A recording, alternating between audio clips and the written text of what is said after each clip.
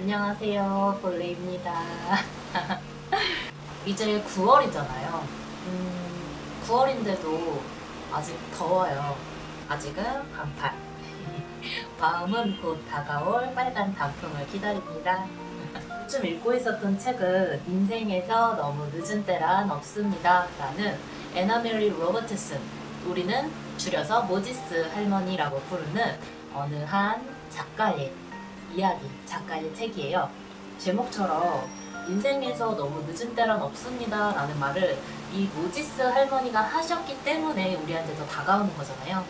저번 시간에도 알려드렸듯이 76세에 드디어 그림을 그리기 시작하셔서 101세라는 연세로 돌아가시기까지 1600여 점의 그림을 남기셨고, 거기에 미국에서 가장 사랑받는 작가로 생을 마감하셨거든요. 정말 대단하신 분, 그리고 이분이 말했기 때문에 인생에서 너무 늦은 때라는 건 어쩌면 없을지도 모르겠다, 정말 없을지도 모르겠다 라는 우리에게 어떤 믿음, 희망 같은 게 생기는 것 같아요. 그러면 오늘 두 번째 시간, 애나 메리 로버트슨, 우리가 짧게 부르는 모지스 할머니, 미국에서 가장 사랑받는 작가의 그림과 글들을 나눠 볼게요. 어린 시절 두 번째 이야기 시작합니다. 빠라!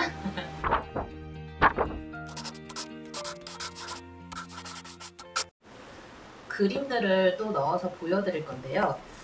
후식강의 여름을 보여준 그림이에요. 1952년작인데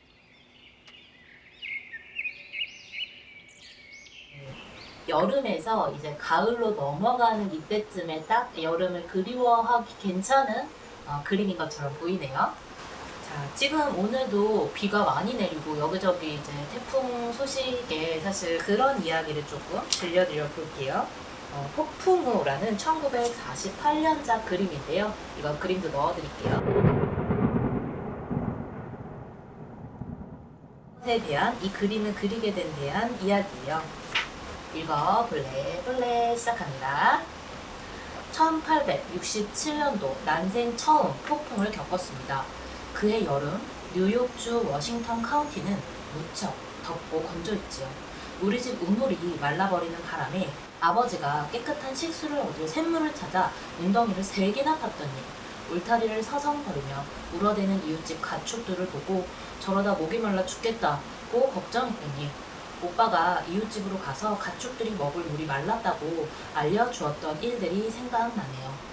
어느 일요일 날이 얼마나 건조하고 더웠는지 연못이 거의 말라버릴 정도였는데 어머니가 그걸 두 눈으로 직접 보고 싶다고 했어요. 아버지는 어머니가 연못까지 걸어가면 젖먹이 동생을 안고 같이 가겠다고 해서 나는 기분이 좋았어요. 어딜 가든 여럿이 함께 가는 게 좋았으니까요.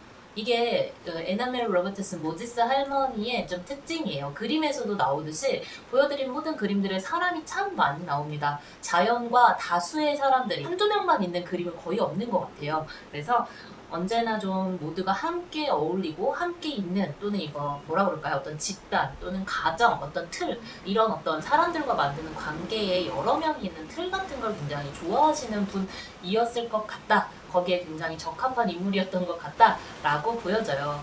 방앗간 연못에 가보니 물이 3분의 1밖에 차지 않았는데 물고기가 바글바글했고 신선한 물이 부족해서 그중 절반이 죽어있는 거예요. 아버지는 딱한 노릇이라며 비가 오지 않으면 다음날 물고기들을 꺼내 묻어주어야겠다고 하셨어요. 허연 배를 드러내고 연못가에 누워있는 물고기들이 지금도 눈에 선합니다. 어쨌건 그렇게 아마방앗간 쪽으로 계속해서 걷고 있는데 레스터가 천둥 소리를 들었다고 해서 우리는 다시 언덕 쪽으로 발길을 돌려 집으로 향했죠. 언덕에 올라서니 먹구름으로 뒤덮인 북쪽 하늘이 보이더군요. 여기서 한 25km에서 30km 거리의 볼드산 위에 거센 폭풍이 몰아치고 있구나. 이쪽으로 빠르게 다가오고 있어. 아버지가 말했습니다. 아버지 기상청?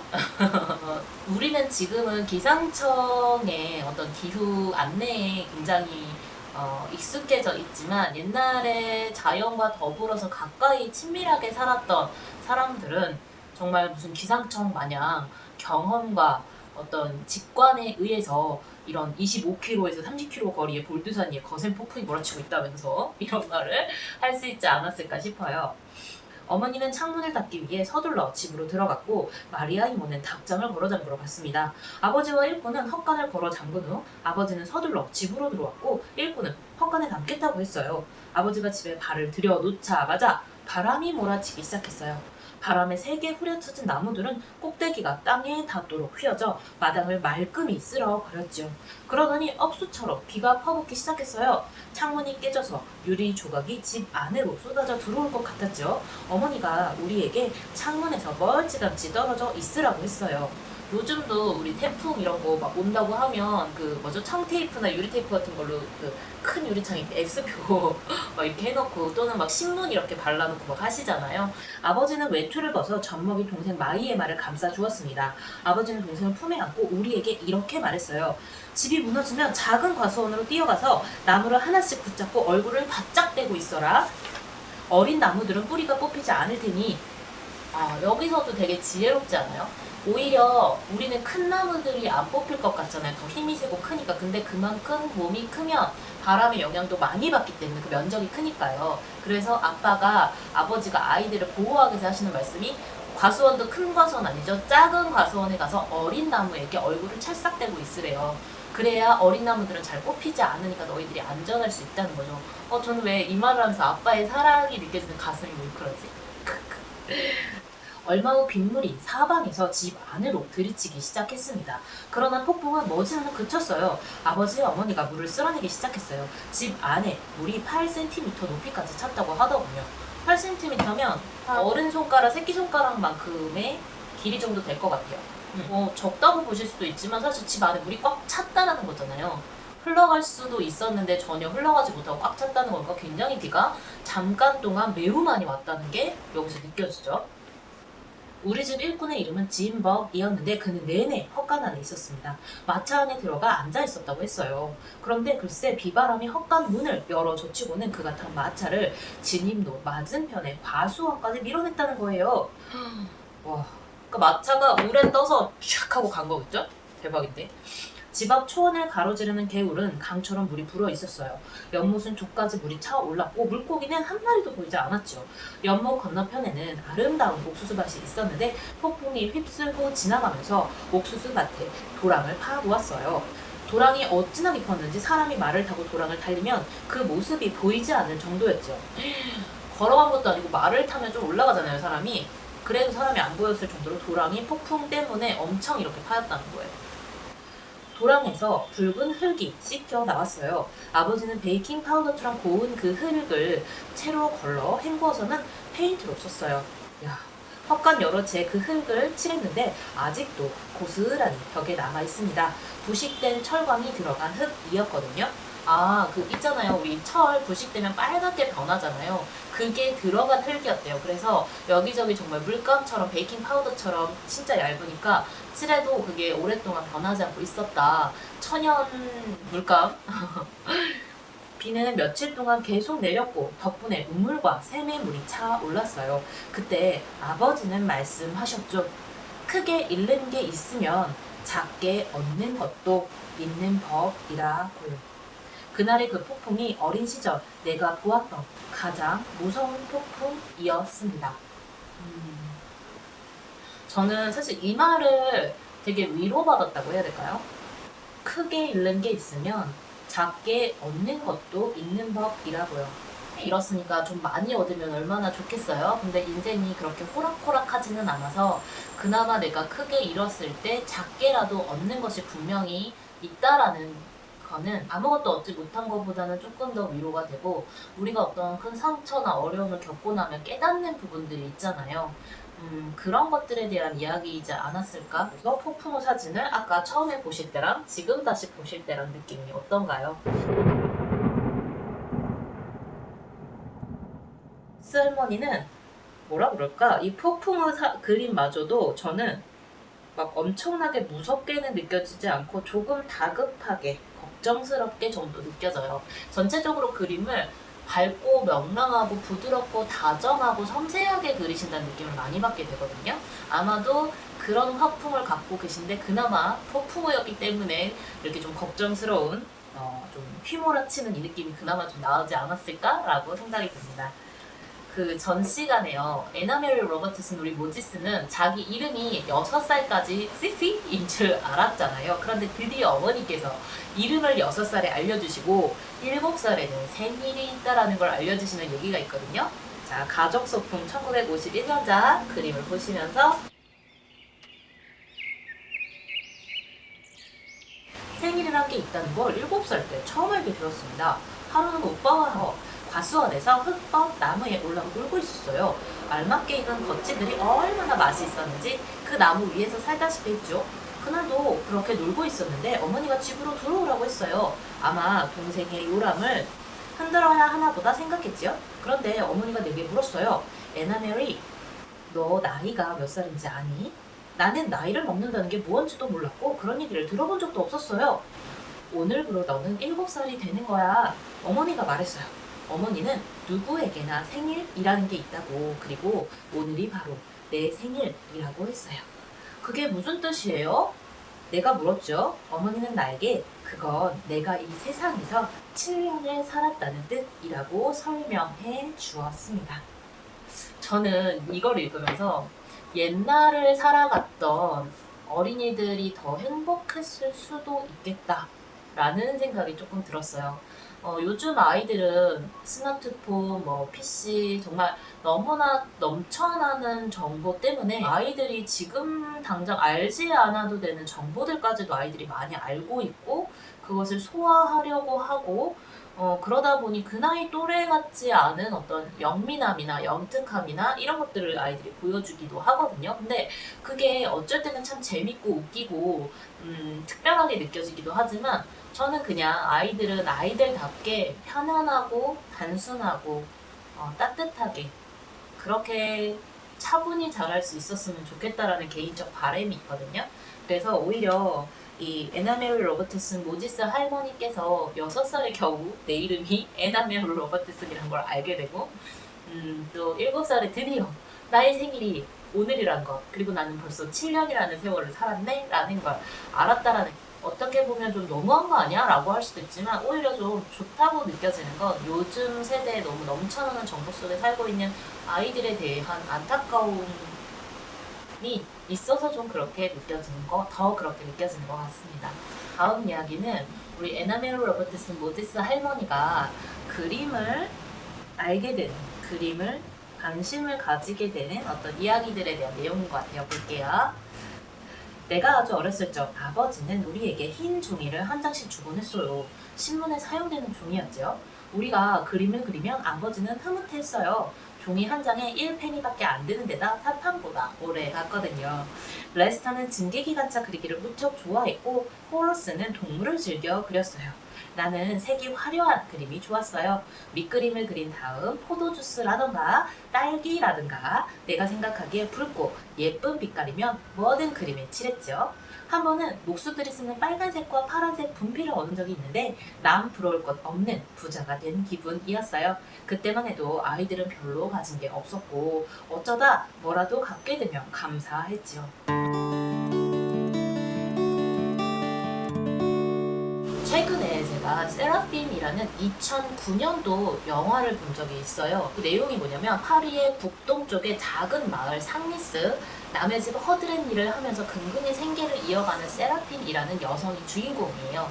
그런데 그녀는 땔감이나 집세 낼 돈마저도 모두 털어서 그림을 그리거든요. 그래서 그림 재료들을 사들이고 들꽃 또는 풀, 심지어는 교회의 촌농까지도 훔쳐다가 자신만의 색을 만들어서 그림을 그려요. 세라핀은 하나님의 계시를 받아서 그림을 그린다고 생각을 하지만 주변의 마을 사람들은 그런 그녀를 비웃고 조롱을 할 뿐이에요. 그런데 이제 여기서 유명한 화가들을 키워낸 어떠한 매니지먼트사 또는 매니저, 이런 프로듀서, 이런 사람을 만나게 돼서 그림을 팔게 되고 조금씩 유명세를 타게 되고 이러하지만 끝내는 빈센트 반 고흐처럼 정신병원에 갇혀서 삶을 마감하게 되는 조금 안타까운 이야기예요. 하지만 굉장히 천부적인 그림에 대한 소질과 능력이 있었던 어느 한 여성의 그림에 대한 어떤 사랑과 집착에 대한 이야기거든요. 세라핀에 대해서 재미있게도 봤고 아름답게도 봤지만 되게 안타깝기도 했고,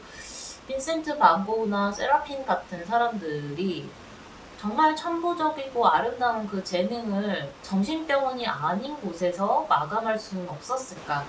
너무나 천재적이었고 천부적이었기 때문에 인간의 몸으로서 그것을 감당하는 데는 한계가 있었던 걸까? 이런 좀 안타까움이 있어요. 그런데 여기서 조금 다른 점, 우리 모지스 할머니는 절대 그렇지 않으시죠?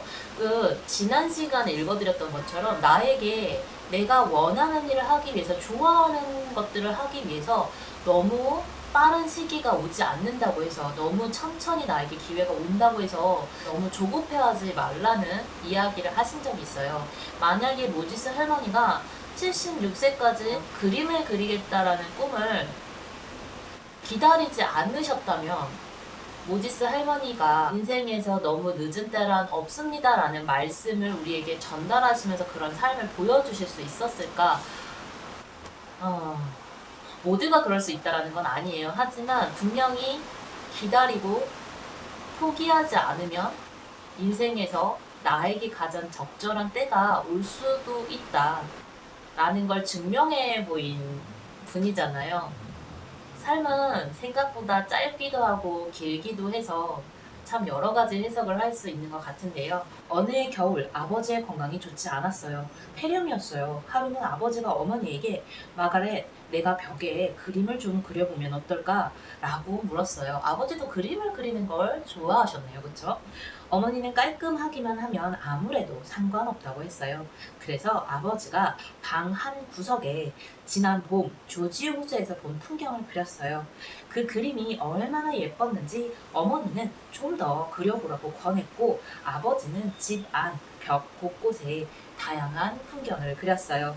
그 벽지를 오래도록 썼죠.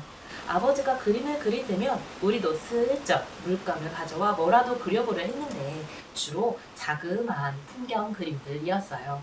시계 선반 밑에는 네모난 공간이 있었는데 아버지는 마리아 이모에게 그 공간에 그림을 그려도 좋다고 했어요. 그때 이모 나이가 40이나 50 정도였는데 나는 이모가 그린 그림이 마음에 들지 않았어요. 내가 그리면 더 잘 그릴 수 있을 것 같았거든요. 그래서 나는 나무 토막 위에 그림을 그리기 시작했어요. 정말 맹랑하지 않아요? 이모의 그림보다는 내가 그린 그림이 훨씬 더 잘 그린 기린 그림? 일 거라고 느꼈다는 거예요. 그러니까 이 아이는 아버지가 그림을 그리시는 어떤 그 색감이나 어떤 능력을 타고나기도 했고, 또 분명히 내가 이모보다는 더 잘 그릴 수 있겠는걸? 이라는 어떤 나름의 자기에 대한 평가도 분명히 있었던 아이처럼 저는 느껴져서, 역시나 에나멜 로버트슨 모지스 할머니 참 영특하셨다라는 느낌을 지울 수가 없네요. 이듬해 여름에는 석판이나 유리창 조각을 구해서 거기다가 그림을 그렸고요. 예쁜 그림들이었어요. 그때 오빠들이 나를 놀리곤 했는데 내가 예쁜 랜드스케이프를 그렸다고 자랑했기 때문이에요. 아버지는 내 그림을 보고는 잘 그렸네 라고 말해주곤 했어요. 하지만 어머니는 좀 더 현실적인 분이어서 내가 그림을 그릴 시간에 다른 일을 해야 한다고 생각했죠. 랜드스케이프, 풍경을 조금 발음을 잘못해서 놀림을 받았다는 거예요. 어리잖아요. 아버지와의 아름다운 추억에 대한 짧은 이야기도 있거든요. 한번 볼게요. 어느 해 겨울 눈이 꽤 수북이 쌓였는데 한창 눈이 내릴 때 아버지가 낡고 커다란 빨간 썰매에 말들을 메고 눈밭에 길을 냈습니다.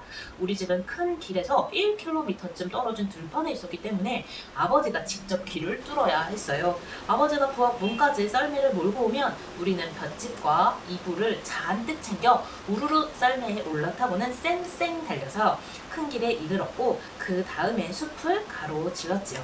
썰매를 타고 눈을 맞으며 숲을 누비는 기분은 정말 최고였어요. 참 행복한 시절이었죠. 아, 신나는 썰매 타기에 그림에 정말 잘 나와 있어요. 이게 요즘같이요, 아이들이 별로 없기 때문에 한 명 한 명한테 굉장히 막 이렇게 섬세하고 매우 집중적인 사랑과 교육과 양육이 들어가는 어떤 것과는 조금 다른 결이긴 하지만, 분명히 이때는 이때의 방식으로 다수의 아이들, 다수의 자녀를 부모님이 사랑하는 방식을 여기서 좀 보게 되는 것 같거든요. 근데 뭔가 우리가 지금은 좀 아이들과 부모의 사이에 틈이 좀 거의 없다 매우 조밀하다 이렇게 말할 수 있다면, 이 당시에는 부모와 자녀들 간의 틈이 굉장히 좀 너울너울하게 좀 부드럽게 넓게 좀 있어서 아이들이 자신이 스스로 채울 수 있는 틈들이 분명히 있었겠구나. 여기서 소위 우리가 말하는 창의력이 더 발생하기는 좋을 수도 있었겠다. 이런 생각도 조금 들어요. 제가 아날로그 감성이 좀 그리운가 봐요. 네, 이때 아이들이 이게 좀 먹고 이렇게 할 게 많지 않았던 시절에 대한 이야기인데, 달콤한 이야기 읽어볼게요. 눈이 올 만큼 오고 난 뒤 2월이 되면 단풍나무에서 수액을 받아 시럽과 설탕을 넉넉히 만들었습니다. 이것이 바로 그 말하는 메이플 시럽인가요? 아이들은 아침 일찍 단풍나무들이 있는 곳으로 달려가 간밤에 쌓인 수액을 한데 모았고, 오후에 한 번, 해질녘에 한 번을 더 모았죠. 수액이 녹으면 훨씬 더 빨리 모아졌습니다. 반면 수액이 얼며 녹을 때까지 하루나 이틀을 기다려야 나오는 경우도 있었지요.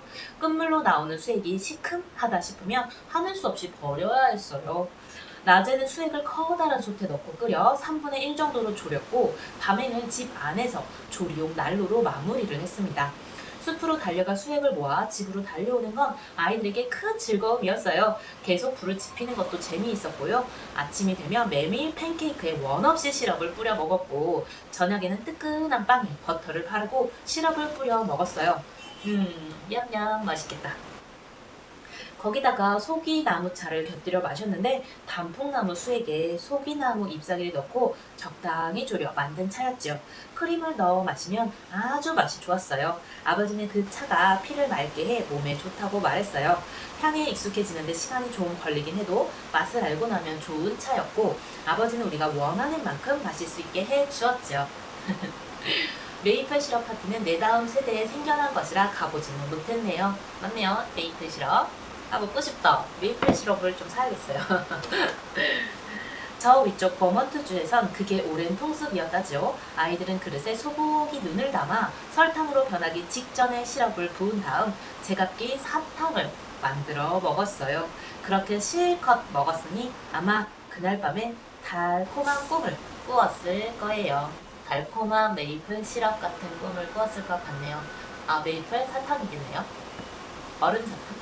읽고 시럽 만들기 이 그림을 보면요, 굉장히 더 다가와요. 표정들이요, 꼭 더 웃고 있는 것 같고요, 더 다정하게 느껴지거든요.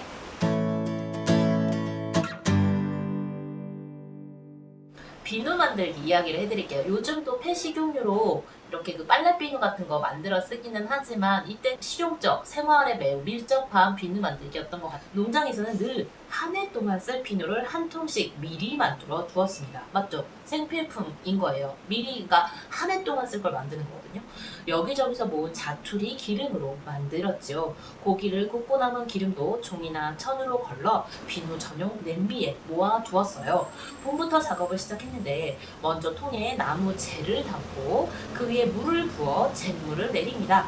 통 바닥에 구멍이 뚫려 있었죠.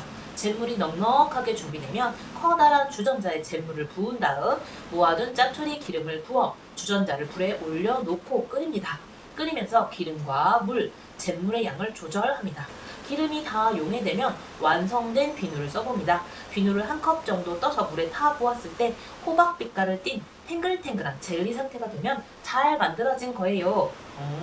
이렇게 만드는군요. 기름이랑 물이랑 잿물을 넣어서 끓이다가 보면 기름이 다 용해돼서 완성된 비누가 완성이 되고, 걔를 뜨거울 거 아니에요, 그쵸? 걔를 그러면 이제 물에다 다시 한번 이렇게 부어보면 탱글탱글한 호박 빛깔 젤리 상태가 되면 잘 만들어진 거라고 해요. 이거 진짜 한번 써보고 싶다. 궁금해요. 근데 향기로운 향은 나지 않겠죠, 요즘의 비누처럼. 그러면 주전자의 비누를 통에 따라냅니다. 비누 만들기는 여자의 일이었어요. 아끼고 또 아끼며 살았던 우린 아무것도 버리지 않았지요. 이 코로나에 다들 정말 몸살을 앓고 있고 거의 뭐 폐쇄 정책까지 정말 이렇게 살고 있잖아요. 근데 저는 우리가 환경을 좀 더 아끼고 사랑했다면 코로나가 이렇게까지 급작스럽게 우리를 덮쳤을까? 라는 의문은 사실 있어요. 그래서 정책적으로 환경을 보호해야 하는 것들이 훨씬 더 강화되어야 할 것이다 라는 가장 큰 계획은 있지만, 우리 한 사람 한 사람이 일회용품 쓰는 거를 조금만 줄여주고, 물도 좀 적게 쓰고, 낭비하지 않고 요즘 미니멀 라이프 막 얘기하잖아요. 이게 운세를 좋게 하는데도 굉장히 좋대요. 하지만 어쨌든 기본적으로 환경을 매우 절약하고 보호하고 아낄 수 있으니까 저부터도 미니멀 라이프를 해보려고 사실 많은 노력을 나름대로는 하고 있거든요. 선을 짜고 실을 찾는 일도 내 어머니 세대부터 많이들 했어요. 손이 워낙 많이 가는 일이라 여자들은 교육을 받을 시간도 없었지요.